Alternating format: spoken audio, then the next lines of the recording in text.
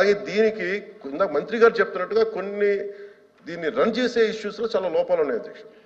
దాన్ని స్కిల్ని ఎన్హాన్స్ చేసుకోవాలి, దాన్ని కొంత పెట్టుబడి కావాలి, దానికి కొంత క్యాప్టివ్ మైండ్స్ కావాలి, లాట్ ఆఫ్ ఛాలెంజెస్ ఉన్నాయి. ప్రతిసారి నేను కార్మిక సంఘాలతో కూడా ప్రత్యేకించి ఈ మధ్యన ఒక నెల రోజుల క్రితం కూడా మాట్లాడడం జరిగింది అధ్యక్ష. వాళ్ళు కూర్చోబెట్టి దానికి సంబంధించి మీరు ఒక సమగ్రమైన ఒక కార్యాచరణ ఇవ్వండి మాకు. మీరు వస్తే నేను కేంద్ర ప్రభుత్వం నేను ప్రత్యేకించి నేను కూడా నాకు సంబంధించి నేను కూడా తీసుకెళ్తాను తెలియజేస్తాను అధ్యక్ష. So we are extremely committed not to private this. I hope you're all satisfied. Okay, LOP గారు కూర్చో. అధ్యక్ష, ఇది చాలా సెంటిమెంట్తో కూడుకున్న అంశం అధ్యక్ష. విశాఖ స్టీల్ ప్లాంట్ ఇది ఇంతగా వాళ్ళు చెప్పినట్టు ఇది ఒక పార్టీకో లేదా ఒక వ్యక్తికో ఒక సంస్థకో సంబంధించింది కాదు అధ్యక్ష. ఇది విశాఖ హక్కు, ఆంధ్రుల హక్కు. ఉమ్మడి రాష్ట్రంలో ఉన్న ఆంధ్రుల తాలూకు హక్కు అధ్యక్ష. 32 మంది ప్రాణ త్యాగాలతో అయింది. ఇందాక మంత్రులు మాట్లాడుతున్నప్పుడు 1-2 విషయాలని వాళ్ళు చెప్పడం జరిగింది.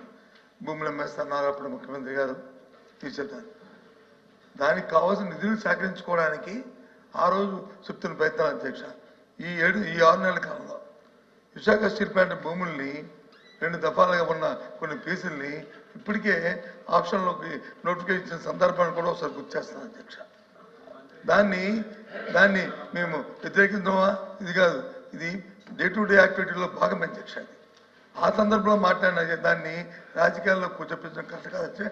ఏమైనప్పటికీ కూడా ఇది పూర్తిగా కూడా దీన్ని ప్రైవేటైజ్ చేయకుండా ఉంచాలి అధ్యక్ష. ఆ రోజు స్వయాన ప్రధానమంత్రి గారు విశాఖపట్నం సభకు వచ్చినప్పుడు సాక్షాత్తు ఆనాటి ముఖ్యమంత్రి జగన్మోహన్ రెడ్డి గారు మొత్తం సభా సాక్షిగా లక్షలాది మంది ప్రజలు ఉంటుండగా ఆ రోజు విశాఖపట్నం స్టీల్ ప్లాంట్ ప్రైవేటీకరణ చేయడం వీలు లేదు, మేము అర్థిస్తున్నాము, ఇది మా తాలూకా, ఇది మా సెంటిమెంట్ అని చెప్పి ఆ రోజు ముఖ్యమంత్రి అడిగిన సందర్భాలు కూడా ఒకసారి జ్ఞాపకం చేస్తాను అధ్యక్ష. ఎందుకంటే ఇది అన్ని పార్టీల తాలూకు కమిట్మెంట్ వాళ్ళు తప్ప ఇది ఏ ఒక్కరితోనో అవుతుంది అనుకుంటే మాత్రం పొరపాటు అధ్యక్ష. ఏదైతే రాష్ట్రంలో దేశంలో ఉన్న మిగతా రాష్ట్రాల్లో జరుగుతున్న అంశాలు ఉన్నాయో ఆ ప్రకారమే దీన్ని కూడా అందరం సమస్యగా దీన్ని కాపాడుకోవడం బాధిస్తుంది. పూర్తిగా మా తరఫున మా పార్టీ తరఫున మా బాధ్యతగా ఈ హక్కుని ఏదైతే విశాఖపట్నం స్టీల్ ప్లాంట్ అనేదాన్ని ఏదో ఉందో దాన్ని చేస్తే మాత్రం నేను దాన్ని పోరాడతాం అధ్యక్ష, దాన్ని కాపాడడం ప్రయత్నిస్తాం అధ్యక్ష. ఏదైతే ఇప్పుడు గౌరవ సభ్యులు చెప్పారో కూటమిలో నాయకులు అచ్చెన్నాయుడు గారు కానీ లేదా పవన్ కళ్యాణ్ గారు చెప్పారు, ఆ మాట మీద కట్టుబడి ఉండి దీన్ని ప్రైవేటీకరణ చేయాలనేది మా తాలూకా డిమాండ్ ఎక్సర్సైజ్ చేయాలని కోరుతున్నాం అధ్యక్ష. ఇంకా లేదండి, కూర్చోండి, అయిపోయింది. Question number 13634 minister for revenue reply చెప్తారా సార్? ప్రతిపక్ష నాయకులు బొత్స గారు అడిగిన దానికి సార్, ఆ రోజున కూడా మేము అడిగింది ఏంటంటే ఆల్ పార్టీ డెలిగేషన్ తీసుకెళ్ళండి అని మేము అభ్యర్థించాం sir. They haven't taken any initiative even then. We are real. ఆ రోజు నుంచి కూడా ఈ రోజు మేము ఒకటే కమిట్మెంట్తో మాట్లాడుతున్నాం, కానీ ఆ రోజున మేము అభ్యర్థించాం అధ్యక్ష. ఆల్ పార్టీ మీరు చేయండి, మేము తీసుకెళ్తాం, మేము అందరం వస్తామని మాట్లాడాం. Maybe they didn't consider it sir అధ్యక్ష. So we want to bring it to that. ఇంకా పెంచొద్దు ఇంకా చేయకపోతే అది రికార్డ్స్ లో ఉంటుంది అధ్యక్ష. ఆల్ పార్టీ డెలిగేషన్ తీసుకోవడానికి ఎవరికి అభ్యంతరం లేదు అధ్యక్ష. ఎప్పుడు ఇన్ స్పైట్ ఆఫ్ వినండి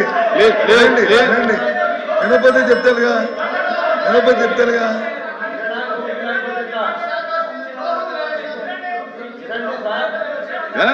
వినండి దయచేసి వినండి. రామారావు గారు వినండి. వినటానికి అభ్యంతరం ఏముంది? ఆ రోజున్న ప్రభుత్వానికి ఆపే శక్తి లేకపోయినప్పుడు ఆల్ పార్టీ డెలిగేషన్ రావాలి. మాకు ఆ శక్తి ఉంది, అది ఉంది కాబట్టి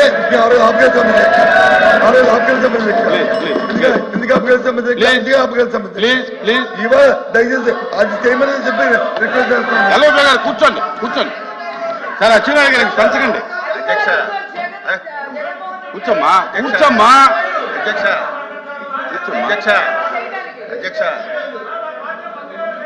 ఆ రోజు కనుక నిజంగా మనసు త్రికరణ శుద్ధిగా త్రికరణ శుద్ధిగా వారు కనుక ఆపండి ఉంటే అసలు ఈ రోజు ఈ ప్రశ్న ఉత్పన్నం అయ్యింది. అధ్యక్ష నా నా ఆ క్వశ్చన్ ఇస్ ఓవర్. కూర్చోండి, ఇంకొద్దు కూర్చోండి, ఇంకొద్దండి కూర్చోండి, ఇంకొద్దు కూర్చోండి ప్లీజ్ ప్లీజ్. కాంట్రవర్సీ అవుతుంది. Question number 13634 minister for revenue minister గారు ప్లీజ్ ప్లీజ్ కూర్చోండి. అయిపోయింది కూర్చోండి. నా నా కూర్చోండి. అయిపోయింది క్వశ్చన్ అయిపోయింది. కూర్చోండి కూర్చోండి ప్లీజ్ కూర్చోండి. ఎందుకు అరే ఎందుకు కూర్చోండి. క్వశ్చన్ అయిపోయింది. నా నా మీరు ఇలాగా కూర్చోవయ్యా స్వామి, కూర్చో కూర్చో రావులో కూర్చో.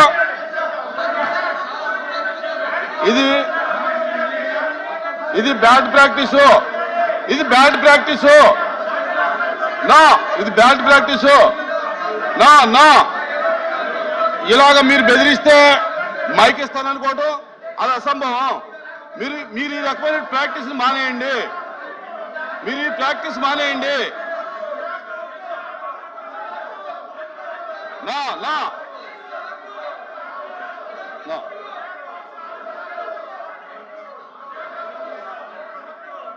ఎవరు లేదు లేదు లేదు. నా నా నా నా నా ఎవరు ఆ క్వశ్చన్ అయిపోయింది. ఏమో లేదు అది లేదు. అరే ఎందుకు వస్తారా మీరు? ఏంటి దేనికి వస్తారు మీరు? మీరు దేనికి వస్తారు చెప్పండి. మీరు దేనికి వస్తున్నారు? సార్ కూర్చోండి మినిస్టర్ గారు కూర్చోండి. ఒక్కళ్ళు చెప్పండి ఎందుకు వస్తున్నారు? మీరు ఇనమ్మా ఏనండి మీరు ఎందుకు వస్తారు ఇక్కడికి? మీరు ఎందుకు వచ్చారు చెప్పండి. ఏంటది? నా కూర్చోండి నా నా నా నా ఇలా వస్తే ఇవ్వను. ఇలా వస్తే ఇవ్వను.